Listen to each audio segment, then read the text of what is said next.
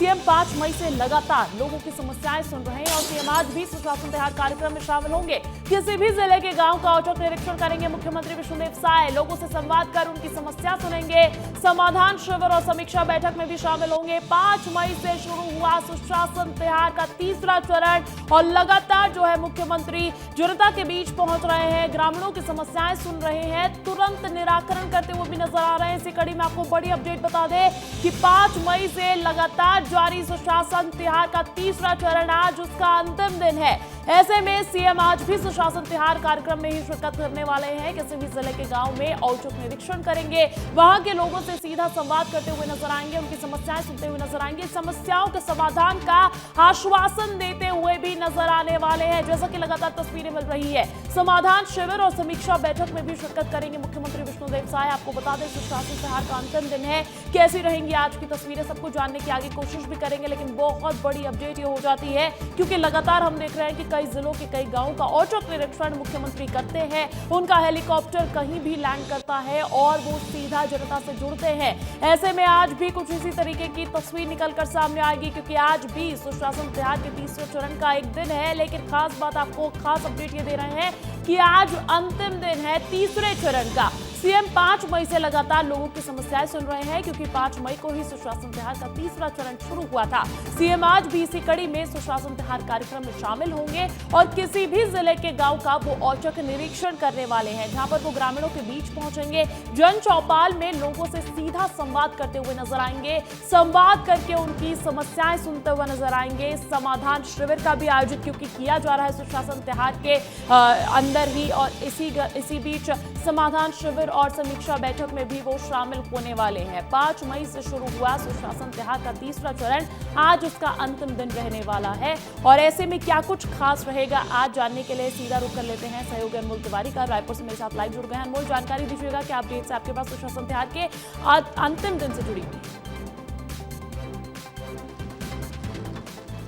बिल्कुल, देखिए अंजलि, सुशासन तिहार का तीसरा चरण शुरू हुआ था 5 मई से और आज 31 मई की तारीख है। मतलब कि ये सुशासन तिहार के तीसरे चरण का आज आखिरी दिन है और मुख्यमंत्री लगातार पिछले 25 दिनों से क्षेत्र का भ्रमण कर रहे हैं, प्रदेश के अलग अलग हिस्सों में जा रहे हैं, लोगों की समस्याएं सुन रहे हैं, उनके साथ संवाद कर रहे हैं, चौपाल लगा रहे हैं। और मुख्यमंत्री इन 25 दिनों में प्रदेश के अलग अलग संभाग में गए और सीधे जनता से मुलाकात की और उनकी समस्या सुन तत्काल रूप से जो है उन्होंने समस्याओं का निराकरण किया। इसके साथ ही ऐसी समस्या जो बहुत लंबे समय से चली आ रही है, इसको लेकर के उन्होंने अधिकारियों को भी फटकार लगाई है।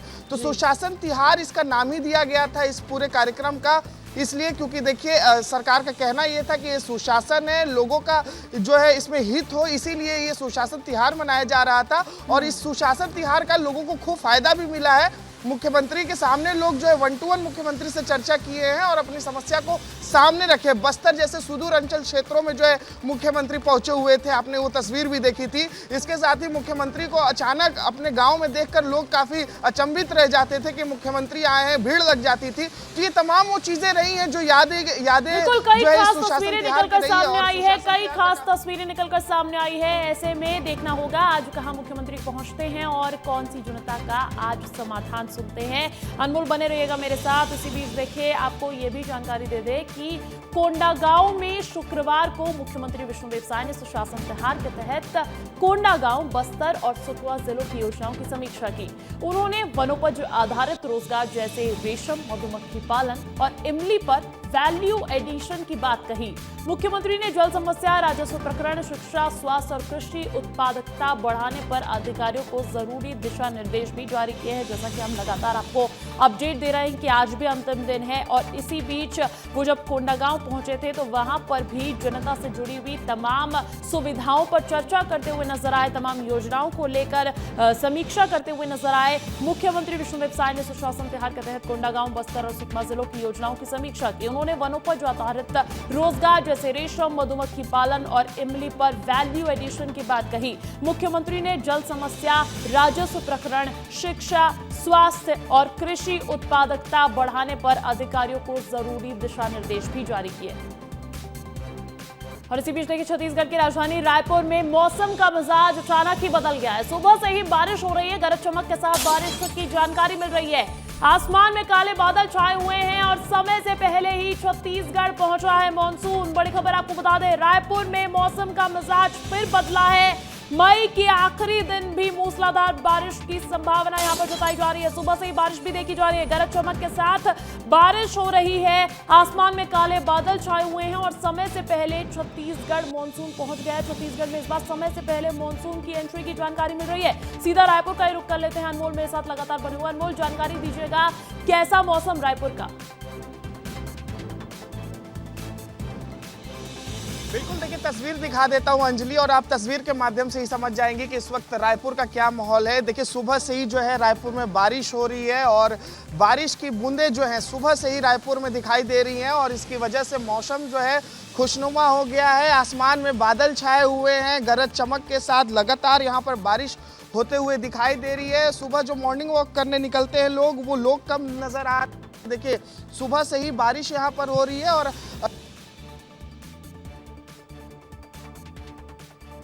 बिल्कुल बारिश होती हुई हम देख पा रहे हैं। बारिश से खुशनुमा मौसम की अपडेट मिल रही है। रायपुर की तस्वीरें आप देख लीजिए, झमाझम बारिश का दौर, और इसी से जुड़ी हुई बड़ी अपडेट यह है कि मॉनसून की एंट्री हो चुकी है छत्तीसगढ़ में। चलिए खबरों में आगे बढ़ते हैं, बात डीएमएफ घोटाले पर करते हैं, क्योंकि छत्तीसगढ़ डीएमएफ घोटाले से जुड़ी हुई बहुत बड़ी अपडेट यह है कि जेल से रिहा होंगे मामले के आरोपी। सुप्रीम कोर्ट से 6 आरोपियों को अंतरिम जमानत मिल गई थी और उसके बाद अब बड़ी अपडेट आपको बता दें कि रानू साहू, सौम्या चौरसिया को यह बहुत बड़ी राहत के बाद उनकी रिहाई होने जा रही है। हालांकि सूर्यकांत तिवारी, निखिल चंद्राकर जेल में ही बंद रहेंगे। आज जेल से रिहा होंगे कोल स्कैम और डीएमएफ घोटाले के आरोपी रानू साहू, सौम्या चौरसिया, समीर बिश्नोई, रजनीकांत तिवारी, वीरेंद्र जायसवाल और संदीप नायक रिहा होंगे। सुप्रीम कोर्ट से 6 आरोपियों को अंतरिम जमानत मिली है और इसी कड़ी में अब उनकी रिहाई की जानकारी निकलकर सामने आ रही है। हालांकि सूर्यकांत तिवारी और निखिल चंद्राकर डीएमएफ घोटाले में जेल में ही बंद रहने वाले हैं। इस पर भी अपडेट्स ले लेते हैं। अनमोल तिवारी का रुख करते हैं। अनमोल, जानकारी दीजिएगा, डीएमएफ घोटाले के आरोपियों को बड़ी राहत।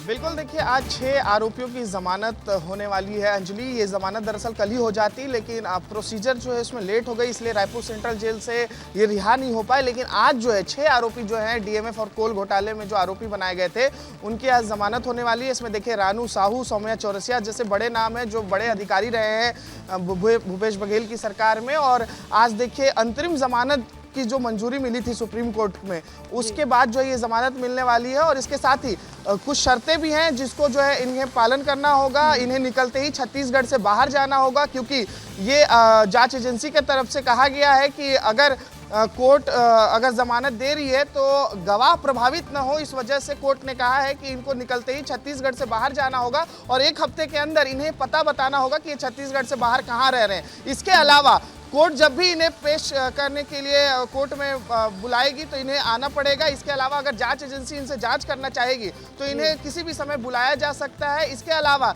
इन्हें अपना पासपोर्ट भी जमा करना होगा, ये विदेश नहीं जा सकते हैं। तो इन शर्तों, बिल्कुल तमाम शर्तों के साथ सुप्रीम कोर्ट से अंतरिम जमानत प्रदान कर दी गई है और अब इनकी रिहाई की खबर निकलकर भी सामने आ रही है। बहुत बहुत शुक्रिया अनमोल, तमाम जानकारी देने के लिए। छत्तीसगढ़ डीएमएफ घोटाले से जुड़ी भी बड़ी अपडेट आपको बता रहे थे। आगे बढ़ते हैं। छत्तीसगढ़ में बहुत बड़ा प्रशासनिक फेरबदल भी हुआ है। केंद्र सरकार ने बहुत बड़ा फेरबदल किया है। 12 से ज्यादा अधिकारियों को नई जिम्मेदारी दी गई है। आयकर विभाग में अधिकारियों का जिम्मा बदल दिया गया है। एमपी छत्तीसगढ़ के प्रधान मुख्य आयकर आयुक्त बने हैं नवरत्न सोनी। मुख्य आयकर आयुक्त और मुख्य आयुक्तों को भी नई जिम्मेदारी दी गई है। केंद्र सरकार ने बहुत बड़ा प्रशासनिक फेरबदल किया है और इसी के साथ अपडेट आपको बता दें, छत्तीसगढ़ में बड़े प्रशासनिक फेरबदल से जुड़ी हुई कि 12 से ज्यादा अधिकारियों को नई जिम्मेदारी सौंपी गई है। आयकर विभाग में अधिकारियों का जिम्मा बदल दिया गया है, उनकी जिम्मेदारियां बदल दी गई है। मध्य प्रदेश छत्तीसगढ़ के प्रधान मुख्य आयकर आयुक्त बने हैं नवरत्न सोनी और मुख्य आयकर आयुक्त और मुख्य आयुक्तों को भी नई जिम्मेदारी दी गई है। छत्तीसगढ़ में बड़ा प्रशासनिक फेरबदल और केंद्र सरकार ने यह बड़ा फेरबदल किया है, जिसमें 12 से ज्यादा अधिकारियों को बहुत बड़ी और नई जिम्मेदारी दे दी गई है। आयकर विभाग में अधिकारियों का जिम्मा बदल दिया गया है और इसी से जुड़ी हुई अपडेट यह भी मिल रही है कि अब मध्य प्रदेश और छत्तीसगढ़ के प्रधान मुख्य आयकर आयुक्त की नई जिम्मेदारी नवरत्न सोनी को सौंप दी गई है। मुख्य आयकर आयुक्त और मुख्य आयुक्तों को भी नई जिम्मेदारी दी गई है। बड़ी खबर आपको रायपुर से बता दें, इसी बीच बैंक से करोड़ों की ठगी का मामला सामने आया है। पुलिस ने फरार आरोपियों को गिरफ्तार कर लिया है। 2 साल से फरार चल रहे थे ये ठग, फर्जी जीडी बनाकर वारदात को अंजाम दिया था। साल 2023 में 4,95,00,000 की ठगी की थी। मामले से जुड़े और लोगों पर भी शिकंजा कसा जाएगा, ऐसी भी अपडेट आपको बता दें। बैंक से करोड़ों की ठगी करने का मामला साल 2023 में, जहां 4,95,00,000 की ठगी को अंजाम दिया था इन आरोपियों ने, तो अब पुलिस के हाथ बहुत बड़ी सफलता लगी है। पुलिस ने फरार आरोपियों को गिरफ्तार कर लिया है। 2 साल से फरार चल रहे थे ये आरोपी, फर्जी डीडी बनाकर इन्होंने वारदात को अंजाम दिया था और इस मामले से जुड़े और लोगों पर भी शिकंजा लगातार कसा जाएगा।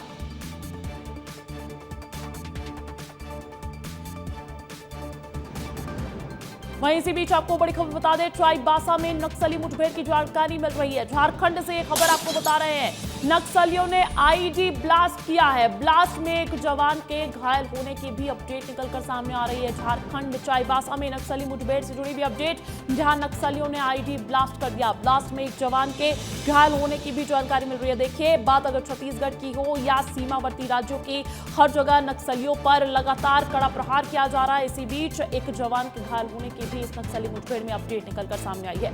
खबरों में आगे बढ़ते हैं, बात सूरजपुर की करते हैं। सूरजपुर में महिला एवं बाल विकास मंत्री लक्ष्मी राजवाड़े ने महतारी वंदन योजना को लेकर एक अहम बयान दिया। मुख्यमंत्री विष्णुदेव साय की घोषणा के बाद मंत्री लक्ष्मी राजवाड़े ने स्पष्ट किया है कि अब नवविवाहित महिलाओं को भी इस योजना का लाभ मिलेगा। उन्होंने कहा कि महतारी वंदन योजना के लिए फिर से आवेदन पत्र भरे जाएंगे और उसके लिए पोर्टल को दोबारा खोला जाएगा, ताकि छूट गई नवविवाहित महिलाएं भी इस योजना का लाभ ले सकें।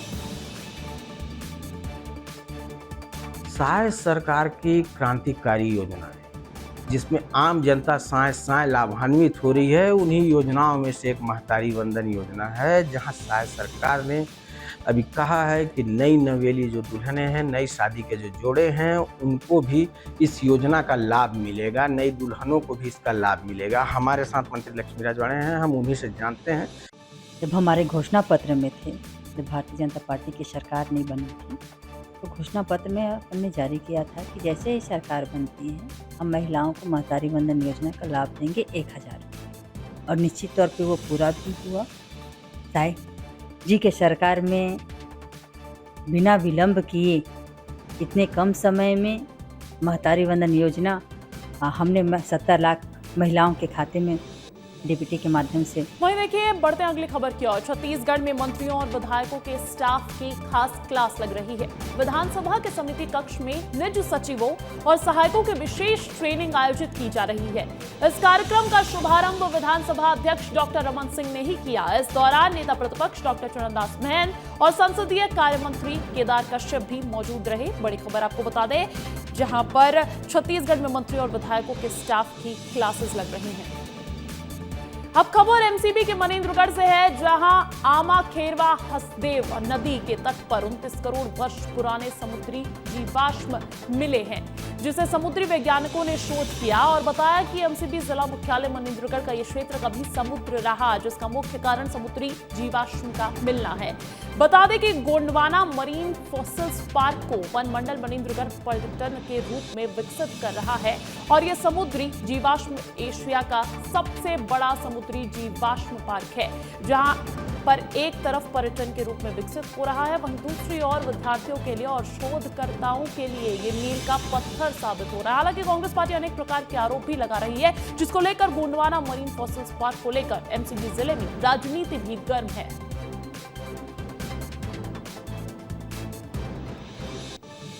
उनका ध्यान ही उस ओर नहीं था, ना तो उसको सुरक्षित और संरक्षित करने की ओर था। उन्हें तो केवल भूमि पूजन, घपले, घोटाले, भ्रष्टाचार इसी में लिप्त थे।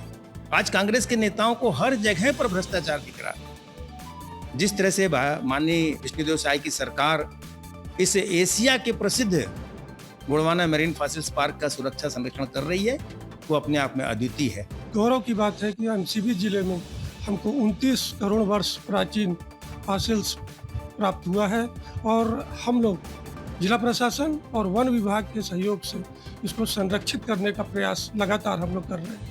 वन विभाग का एरिया है और वन विभाग के पास जो फंड आया है उसके माध्यम से वन विभाग पर्यटकों को लुभाने के लिए, ताकि पर्यटक लोग भी बड़ी संख्या में आएँ और इसका ज्ञान प्राप्त कर सकें। और इसी बीच बड़ी खबर कवर्धा से मिल रही है, जहां पर वीर सावरकर भवन का हाल बेहाल हो गया है। करोड़ों की लागत से बना ये भवन आज बदहाली में नजर आ रहा है। भवन के खिड़की और दरवाजे गायब हो गए हैं। नशेड़ियों और जानवरों का अड्डा बन गया एक तरीके से। देखभाल न होने से भवन के जर्जरता की बहुत बड़ी लापरवाही सामने आई है। कवर्धा में वीर सावरकर भवन का हाल बेहाल हो गया। देखिए इसकी बदहाली पर एक ग्राउंड रिपोर्ट। छत्तीसगढ़ के कवर्धा में एक बड़ा भवन है जो लाखों रुपए की लागत से बनाया गया है, लेकिन शासन और प्रशासन के लोगों के सुस्त रवैये के कारण ये भवन अब जर्जर होता जा रहा है। यहाँ के जो खिड़कियां हैं, दरवाजे हैं, वो चोरी हो गए हैं। और आपको ये भी बता दूं कि यहाँ से सिर्फ लगभग 100 मीटर की दूरी पर ही जिला का थाना है, सिटी कोतवाली है, और उतनी ही दूरी पर नगर पालिका की टीम भी है। और नगर पालिका का दावा भी है कि यहाँ पर लगातार चौकीदार रहते हैं कि कैसे किस तरीके से यहाँ गाय माता का एक स्थान बन गया। खुला दरवाजा है, कोई भी आ जा रहा है। यहाँ के कुछ स्थानीय पार्षद हैं, उनसे पूछते हैं, भैया क्या स्थिति है भवन की? आप तो खुद देख रहे हैं भवन की स्थिति क्या है। 100 मीटर में थाना है, 500 मीटर में डिप्टी सीएम का घर है।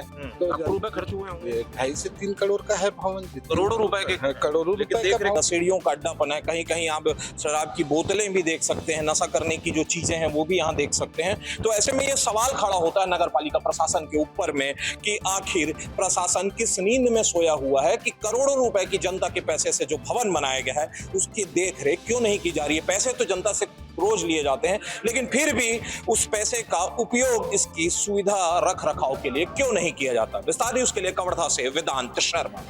खबरों में आगे बढ़ते हैं। जीपीएम के दूरस्थ क्षेत्र बस्ती बगरा में सड़क की गुणवत्ता को लेकर ग्रामीणों ने मोर्चा खोल दिया है और रोड की गुणवत्ता को लेकर सवाल खड़े कर रहे हैं।